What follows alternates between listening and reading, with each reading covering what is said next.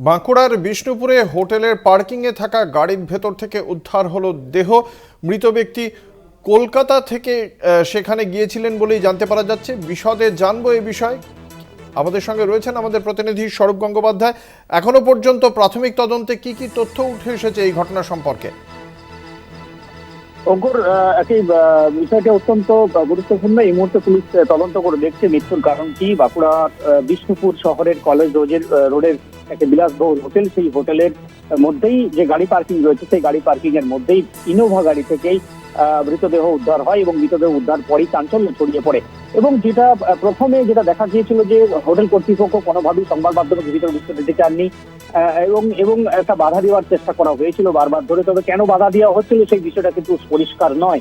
তবে পরবর্তীকালে যেটা হোটেল কর্তৃপক্ষের তরফ থেকে প্রতিক্রিয়া পাওয়া যায় এবং হোটেল কর্তৃপক্ষ জানায় যে গতকালকে গাড়িটি আসে পর্যটকদের নিয়ে এবং গাড়িটিকে পার্কিং করা হয় এবং পার্কিং করার পরেই গাড়ির চালক যে ব্যক্তির মৃতদেহ উদ্ধার হয়েছে উনি গাড়ির চালক ছিলেন এবং ওনার নাম অশোক রাজবংশী এবং তিনি গাড়ির মধ্যেই ঘুমিয়েছিলেন।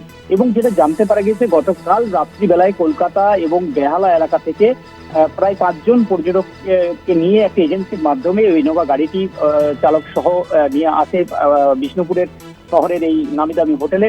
এবং এখানে ওঠার পর আজকে সকালে গাড়িটি নিয়ে পর্যটকদের নিয়ে মুকুটমণিপুর যাওয়ার কথা ছিল এবং যখন মুকুটমণিপুর যাওয়ার জন্য হোটেলের চেক আউট করেন পর্যটকরা, তারপর চালকের খোঁজ নেওয়া, চালককে ডাকাডাকি করার পরও চালকের ছাড়া পাওয়া যায়নি। পরে হোটেল কর্মীরাও এসে দেখেন যে চালককে কোনোভাবে উঠানো যাচ্ছে না।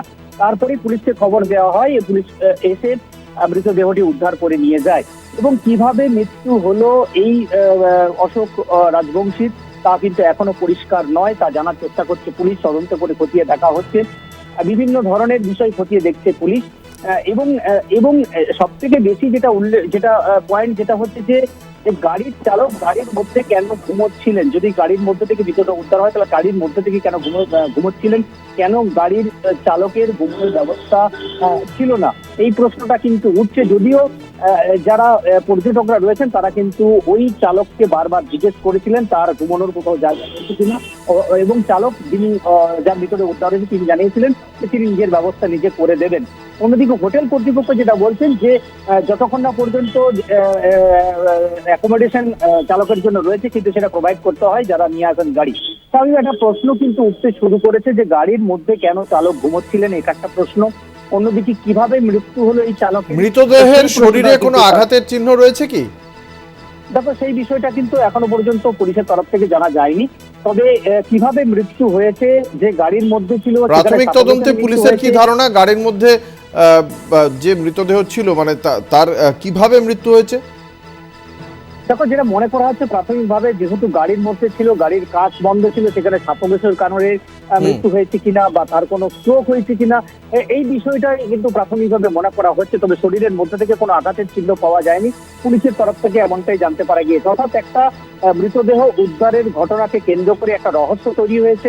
মৃত্যুর কারণ খোঁজার চেষ্টা করছে পুলিশ, কি কারণে মৃত্যু হয়েছে এই অশোক রাজবংশী নামে এই গাড়ির চালকের। ধন্যবাদ। আমাদের সঙ্গে ছিলেন আমাদের প্রতিনিধি স্বরূপ গঙ্গোপাধ্যায়।